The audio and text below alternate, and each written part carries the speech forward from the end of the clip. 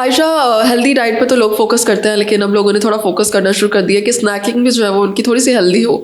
और मखाना या lotus seed, इसको बड़ा समझा जा रहा है कि बहुत रिच ऑफ न्यूट्रिएंट्स हैं, तो क्या कहेंगे इसके बारे में? अच्छा, मखाने मैं भी स्नैकिंग में इस्तेमाल करती हूँ, बहुत अच्छी चीज़ है, फाइबर का अच्छा सोर्स है, कैलोरीज इनके अंदर बहुत कम है, आपकी हड्डियों के लिए बहुत अच्छे हैं।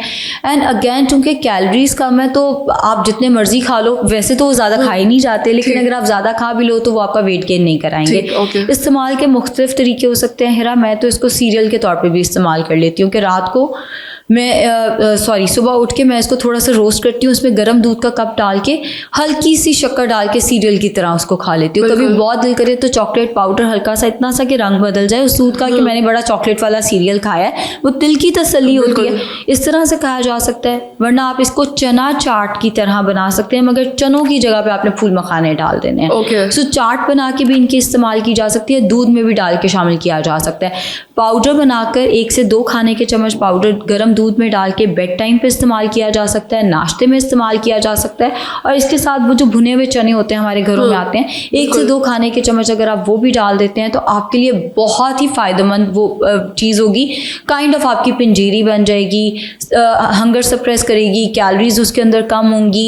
बच्चों को भी दिया जा सकता है, बच्चों के लिए भी इंतहाई फ़ायदेमंद है। हामला ख़वातीन को भी दिया जा सकता है, पोस्ट प्रेगनेंसी दिया जा सकता है। किसी को प्रेगनेंसी नहीं हो रही तो उससे पहले भी वेट रिडक्शन में दिया जा सकता है, बिकॉज प्रेगनेंसीज में अक्सर यही कहा जाता है जी प्रेगनेंसी नहीं हो रही, वजन कम करके आओ। गायनेकोलॉजिस्ट एक ही चीज़ लिख के देती हैं, वजन कम करके आए। तो वो सारा कुछ में फूल मखाना हमें बहुत हेल्प करता है। ठीक है, तो मतलब ये सिर्फ स्नैकिंग नहीं है, पूरा हेल्दी मील है। अगर आप इस्तेमाल करना चाहें तो आप इसको चाट और सीरियल के तौर पर इस्तेमाल कर सकते हैं। ठीक है, खवातीन के लिए खास तौर से इसके क्या बेनिफिट्स हैं? चूँकि खवातीन में हड्डियों के मसले ज़्यादा होते हैं, मेनोपॉज के बाद कैल्शियम एब्जॉर्प्शन रुक जाती है बॉडी के अंदर, जिसकी वजह से खवातीन अक्सर रीढ़ की हड्डियों से सफ़र कर रही होती हैं। घुटने के मसाइल, नी रिप्लेसमेंट वगैरह खवातीन के केसेस में ज़्यादा कॉमन है।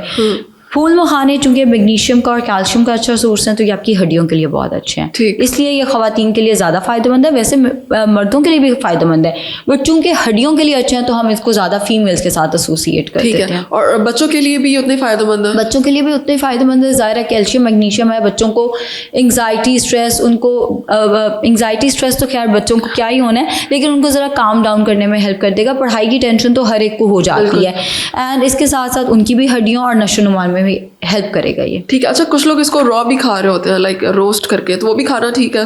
बिल्कुल, उसमें कोई हर्ज नहीं है। आप उसको इतना रोस्ट कर लें कि वो थोड़ा सा नरम हो जाए, बिकॉज वैसे तो अगर आप वो सख्त भी खा लेंगे तो कोई इतना बड़ा मसला नहीं है, लेकिन अगर आप रोस्ट करके उसको थोड़ा सा नरम करके खा लेंगे तो वो चबाना भी आसान हो जाएगा, वो खाना भी आसान हो जाएगा। मेरे घर में ये होता है कि मैं इसको ड्राई रोस्ट करके उस पर चाट मसाला डाल के जार में रख लेती हूँ अपने पास। क्लाइंट्स के दरमियान में अगर मुझे भूख लग रही है या काम के दौरान में तो वो चाट मसाला लगा हुआ मैं उसको खा लेती हूँ। आप उस तरह से उसकी स्नैकिंग भी कर सकते हैं, कोई हर्ज नहीं है उसमें। ठीक है, ओके, बहुत शुक्रिया।